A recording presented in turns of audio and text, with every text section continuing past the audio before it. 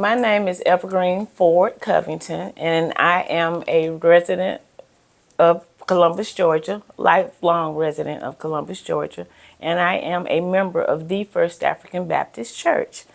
I also am owner and retired operator of Progressive Funeral Home, and a, a woman who loves her city, loves her town, and loves her people.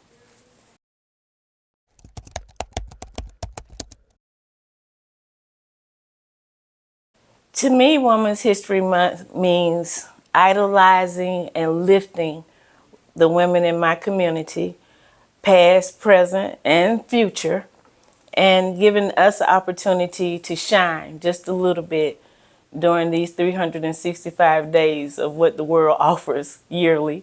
But this 1 month really celebrates us and our power and our determination for love and life, because that's what women are all about.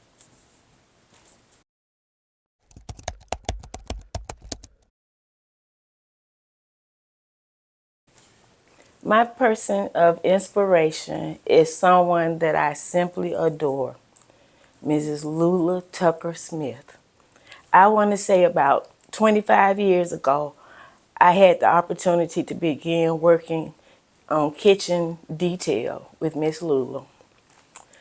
I have learned over the years how to care for food service, care for people who want food service, and how to prepare. It has been more fun than anything that I could ever imagine. She has taught me different little tricks to seasonings. She has taught me preparation, and one of the things that I never dreamed about was going around and doing shopping for church projects. And we used to always laugh because Miss Lula kind of carried the kitchen like a soldier. She was like a general.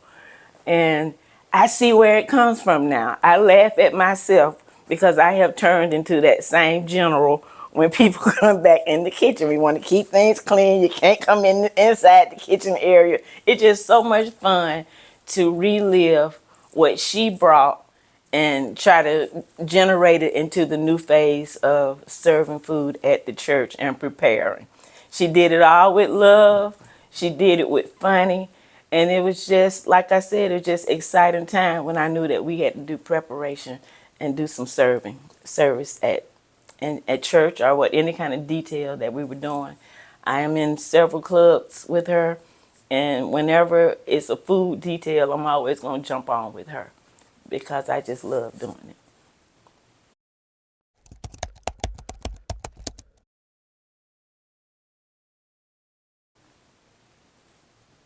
Easiness, easy going, and her love to try to teach you things. You know, she was an educator by trade, always taught children. So I guess it's easy for her to have the patience that you need. You know, it's not always easy trying to tell grown people how to do something that they think they already know how to do. So it's just so funny. And she's so cool. Little things as simple as this is the clean sink and this is the dirty dishes sink. See, little stuff like that. Who would think of that? You know, and how she prepared and prepped. She just was. She had this dedication to make everything perfect, and she had the skill to make everything taste good. So yeah, that's the one thing attribute that I really love about her. I mean, who puts a pork chop inside of spaghetti? That pork throw that extra flavor in there. See, that's what I like about Miss Lula. Awesome.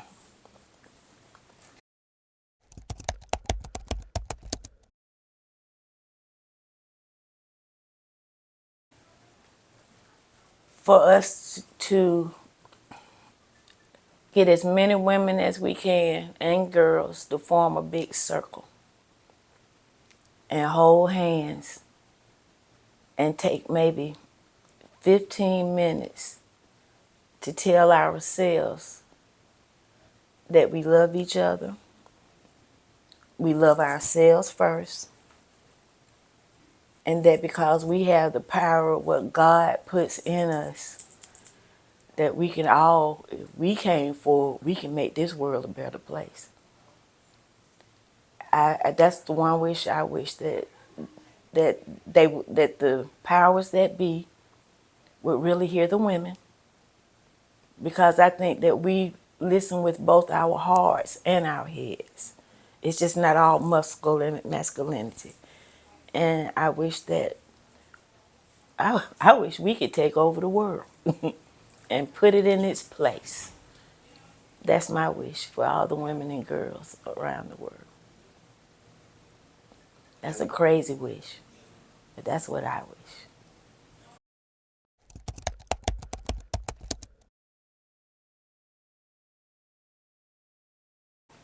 Just a legacy of love, compassion, and understanding.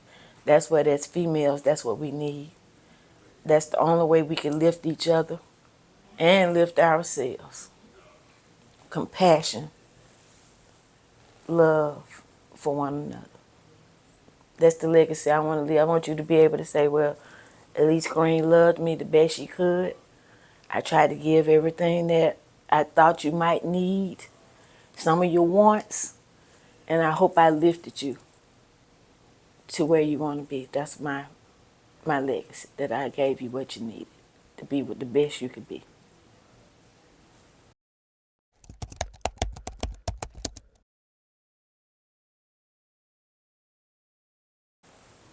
There were some powerhouse ladies, and this is me thinking as a small child. Growing up, I've always been a member of First African Baptist Church. When my parents adopted me, that's where my mother was a member. So I came with her. We had folks like Mama Josie. We had Miss Malvinia Gentry, Miss Alexander, Miss Cheryl. We had even Mrs. Lofton. And don't forget Miss Ruby Mayberry and Miss Barbara Burris. It was just a lot of great women who took up time with us. They made us learn and memorize things that a lot of times we just don't do that anymore. They didn't mind checking you, giving you a little tap when when they need you to straighten up, and your mama sitting back there at the back of the usher stand, and she looking, she know it's you. But everybody in the church, all the ladies, we were everybody's child back then. Even Miss Holman, everybody took care of us, the kids. They loved us and they cared for us, and they showed us how to be great. I mean, when you are 7, 8 years old and you think about Vacation Bible School, and you think about the orange drink and the sandwich and the cookie, and how Mama Josie used to help us to the chair, and we sit there. We didn't want to leave. It started, I think, at 9 o'clock to about 1 o'clock. We wanted to stay all day because they made us have joy, and they gave us what we needed to succeed. And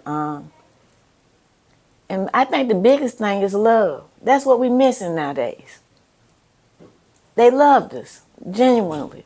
Yeah, they might have to cut you one good time, but they still loved, they hugged you and cut you, And I think about Cynthia Saxton and Maxine West and those ladies now. Some of them have even gone. I think about Juanita Booker, and I think about who I used to call Skeeter.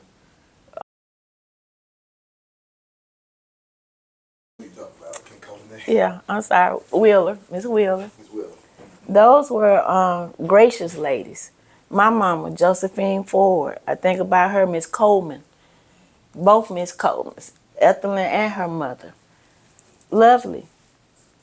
Connie Lindsay. See, those were the fabulous ladies of First African Baptist Church.